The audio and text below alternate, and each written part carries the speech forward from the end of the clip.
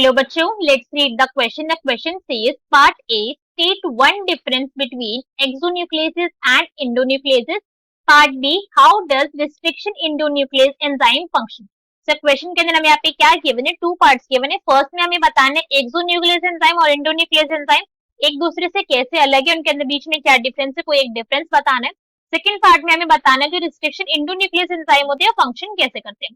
Sir question start करते हैं हमारे. सबसे पहले हम क्वेश्चन को सॉल्व करने का की कॉन्सेप्ट देखेंगे. की कॉन्सेप्ट, सर क्वेश्चन को सॉल्व करने का की कॉन्सेप्ट क्या है हमारा, कि हमें न्यूक्लियेसिस के बारे में पता होना चाहिए. ठीक है, न्यूक्लियेसिस के बारे में अगर हमें नॉलेज है तो हम क्वेश्चन को हमारा इजीली सॉल्व कर सकते हैं. अगर आप न्यूक्लियेसिस वर्ड सुन रहे हो तो यहाँ पे आपको एक वर्ड सुनाई दे रहा है लास्ट में, दैट इज एजेस. ज्यादातर जो एंजाइम जो क्लीवेज करते हैं उनके बीच में सफिक्स टर्म यूज होता है एजेस का. ठीक है, जो क्या करवाते हैं, जो क्लीवेज करवाते हैं. आपने सुना होगा ना, लाइपेजेस क्या करते हैं, वो लाइपेड का लिपिड्स का क्लीवेज करवाते हैं. तो क्लीवेज जो वर्ड है वो उन एंजाइम के साथ रिलेटेड होता है. सो न्यूक्लियेसिस क्या होते हैं, nucleases are those enzyme which cleave the phosphodiester bond. क्या करते हैं, क्लीव करते हैं फॉस्फोडाइएस्टर बॉन्ड को, फॉस्फोडाइएस्टर बॉन्ड. मगर अगर हम नाम पढ़े यहाँ पे न्यूक्लियस का तो ऐसे तो साउंड नहीं कर रहा है कि किसी फॉस्फोडाइएस्टर बॉन्ड को ब्रेक कर रहा है. तो ये जो फॉस्फोडाइएस्टर बॉन्ड है वो कहाँ पे प्रेजेंट है, प्रेजेंट बिटवीन न्यूक्लियोटाइड्स. जो न्यूक्लियोटाइड्स प्रेजेंट होते हैं डीएनए के स्ट्रैंड के अंदर, उनके बीच में जो फॉस्फोडाइएस्टर बॉन्ड है उनकी क्लीव करवाने का काम होता है न्यूक्लियेसिस का. ठीक है, ये जो न्यूक्लियेसिस होते हैं वो हमारी कितने होते हैं, वो हमारी मेजरली होती है 3 टाइप्स की. These are of 3 types. ठीक है, इनके क्या है 3 टाइप्स है. और इनके 3 टाइप्स समझकर ही हम क्या कर सकते हैं, क्वेश्चन के दोनों पार्ट को बहुत आराम से सॉल्व कर लेंगे. तो अब इसको हम समझते हैं और एक बहुत ही अच्छा सा, बहुत सिंप्लीफाइड सा डायग्राम है इसके. So now let's see the diagram. तो यहाँ पे हम हमारा डायग्राम देख सकते हैं. ऑल्दो अगर इस डायग्राम इस स्टेज पे आप देखोगे तो आपको कुछ भी समझ नहीं आएगा कि क्या हो रहा है. ऐसा लग रहा है कि फॉर्म जैसे स्ट्रक्चर पड़े हुए हैं. राइट, इस डायग्राम को देखिए यही फीलिंग आ रही होगी. बट अभी इसको समझना है कि इस डायग्राम के अंदर यहाँ पे हो क्या रहा है, तो इस पॉइंट का भी हम यहाँ पे समझते हैं. सबसे पहले ये जो आपको स्ट्रक्चर दिख रहे हैं ना, जो 2 स्ट्रैंड्स आपको हर फिगर के अंदर स्टार्टिंग में दिख रहे हैं, this is basically dsDNA. DsDNA मतलब डबल स्टैंडर्ड डीएनए है ये. ठीक है, सिंपल सा पॉइंट है.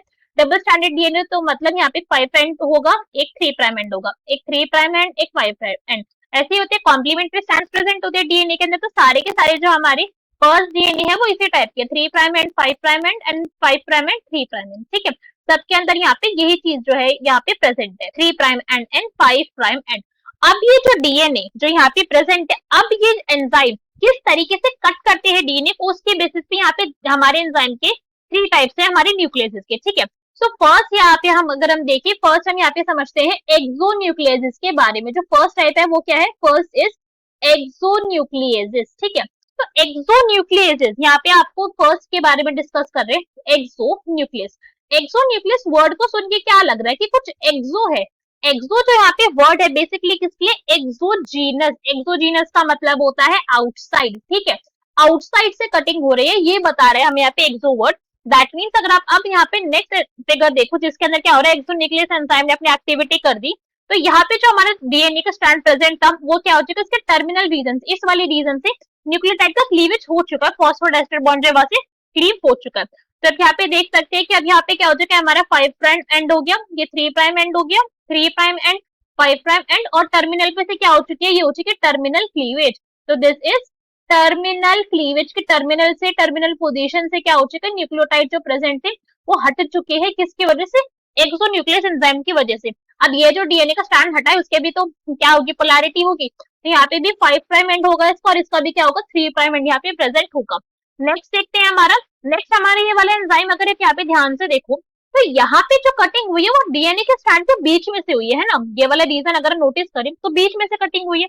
तो इस टाइप के जो एंजाइम होते हैं उसको बोला जाता है एंडोन्यूक्लियेसिस. क्या बोलते हैं हम उनको बोलते हैं एंडोन्यूक्लियेसिस. कौन सा टाइप है ये, सेकंड टाइप है एंडोन्यूक्लियेसिस. एंडो का यहाँ पे क्या मतलब होता है, एंडो का मतलब होता है इंडोजीनस. ठीक है, endogenous that means inside, between, बीच में से यहाँ पे क्या हो रही है, क्लीवेज हो रही है. देख भी सकते हैं हम यहाँ पे बीच में से क्लीवेज हुई है. तो ये हमारा 5 प्राइम एंड था, ये हमारा क्या हो जाएगा, अब यहाँ पे 3 प्राइम एंड हो जाएगा, बिकॉज यहाँ का सारा रीजन जो है वो क्लीव आउट हो चुका है. फिर ये जो छोटा सा स्ट्रैंड है इसका again 5 prime and 3 prime and 3 prime and 5 prime and यहाँ पे बन चुके हैं. जो डीएनए का पार्ट यहाँ से क्लीव हुआ था उसकी भी अपनी पोलैरिटी होगी 5 प्राइम एंड 3 प्राइम एंड. ठीक है, यहाँ पे क्लीवेज हो चुकी है. और ये क्लीवेज कहाँ से हुई है, ये हुई है बिटवीन द स्ट्रैंड, स्ट्रैंड के बीच में से यहाँ पे जो है वो क्लीवेज हुई है। ये पॉइंट हम यहाँ पे आराम से समझ पा रहे हैं। अब हमने यहाँ पे डिफरेंस पता चल गया। फर्स्ट क्वेश्चन का आंसर देखो तो आपको यहाँ से मिल चुका है। एक्सोन्यूक्लियस का जो फंक्शन होता है वो कैसे होता है, वो टर्मिनल क्लीवेज करवा रहा है, मगर जो एंडोन्यूक्लियस होते हैं वो कैसे कर रहे हैं, वो बीच में से बिटवीन द स्ट्रैंड क्लीवेज करवाते हैं। तो फर्स्ट पार्ट तो सॉल्व हो गया। अब यहाँ पे सेकंड पार्ट समझते हैं कि रिस्ट्रिक्शन एंडोन्यूक्लियस एंजाइम की फंक्शन कैसे होता है। अब फिर से इसे डायग्राम पे फोकस करते हैं। ये हमारा क्या है, डीएनए का स्ट्रैंड है।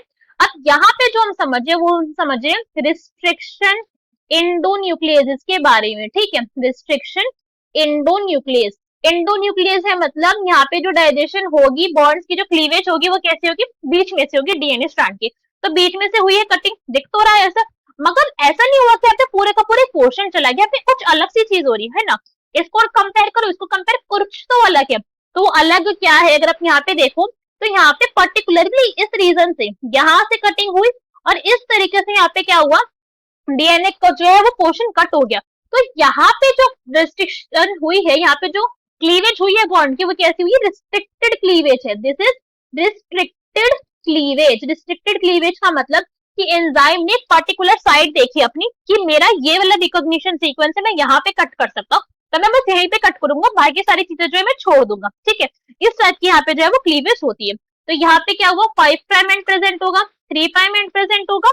ऐसे यहाँ पे इसकी भी पोलैरिटी होगी, 5 prime and 3 prime and again 3 prime and 5 prime and 3 prime and 5 prime and. इस तरीके से हमारे डीएनए की पोलैरिटी होगी। यहाँ पे रिस्ट्रिक्टेड क्लीवेज जो हमने ऑब्जर्व करी है, रिस्ट्रिक्टेड क्लीवेज मतलब जितना सिर्फ सीक्वेंस था, जितनी साइड थी बस वहीं पर ही कटिंग करिए, आसपास में कोई भी क्लीवेज यहाँ पे नहीं हुई है। Restriction cleavage at only on the recognition site, जो रिकॉग्निशन साइट थी एंजाइम की, बस उसने वहीं पर ही क्लीवेज करी और किसी भी उसने न्यूक्लियोटाइड को टच भी नहीं करा। उसने कहा कि मेरा और किसी से मतलब भी नहीं है। जब भी रिस्ट्रिक्शन एंडोन्यूक्लियस इन्वॉल्व होते हैं तो इनकी वजह से एक पॉइंट आपको याद रखना चाहिए कि हाँ, इसकी वजह से क्या बनते हैं, यहाँ पे बनते हैं स्टिकी एंड्स। क्या बनेंगे, बनेंगे यहाँ पे स्टिकी एंड। स्टिकी एंड का मतलब यहाँ पे आप देख रहे हो कि यहाँ पे से जो डीएनए हमारा अलग होगा, जो यहाँ पे पार्ट्स बनेंगे डीएनए के कुछ इस टाइप से बनते हैं कि यहाँ पे बॉन्ड्स प्रेजेंट है थोड़े से, ठीक है। और इस वाले रीजन से यहाँ पे क्या हुआ, इस वाले रीजन से हमारे एंड जो था वो लीव कर गया, यहाँ पे से न्यूक्लियोटाइड जो था वो चले गए। तो अगर हम इसके कंपैरेटिवली इसके कॉम्प्लीमेंट्री यहाँ पे न्यूक्लियोटाइड आएंगे तो तुरंत क्या हो जाएंगे, अटैच कर जाएंगे। तो इस टाइप के एंड को बोला जाता है स्टिकी एंड, जहाँ पे क्या हो सकती है, कॉम्प्लीमेंट्री न्यूक्लियोटाइड कैन एंड। जैसे ही कॉम्प्लीमेंट्री न्यूक्लियोटाइड मिलेगा इस डीएनए स्ट्रैंड को, वो क्या कर जाएगा, वो ऐड कर जाएंगे फटाफट से, ठीक है। मगर आप यहाँ पे बात करो एक्सोन्यूक्लियस की, तो यहाँ पे क्या बनते हैं, यहाँ पे बनते हैं ब्लंट एंड। कैसे एंड होंगे, यहाँ पे बनेंगे ब्लंट एंड।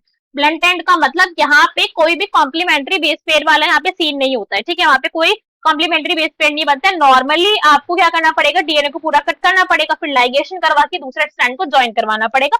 इसमें इस टाइप की आपको दिखेगी। एंडोन्यूक्लियस के अंदर क्या होता है, इसके अंदर भी हमको कभी कभी जो है वो स्टिकी एंड्स की ऑब्जर्वेंस हो जाती है। कभी कभी यहाँ पे स्टिकी एंड्स भी बन जाते हैं, कभी कभी एक दो केस के अंदर, बहुत रेयर केस होते हैं जब ब्लंट एंड भी यहाँ पे हमें ऑब्जर्व होते हैं। सर क्वेश्चन के अंदर हमसे पूछा गया था what is the difference between exonuclease and endonuclease, हमने बता दिया। एक्सोन्यूक्लियस की जो क्लीवेज होती है वो टर्मिनल क्लीवेज होती है, जो एंडोन्यूक्लियस की क्लीवेज होगी वो बिटवीन द स्ट्रैंड वाली क्लीवेज होती है।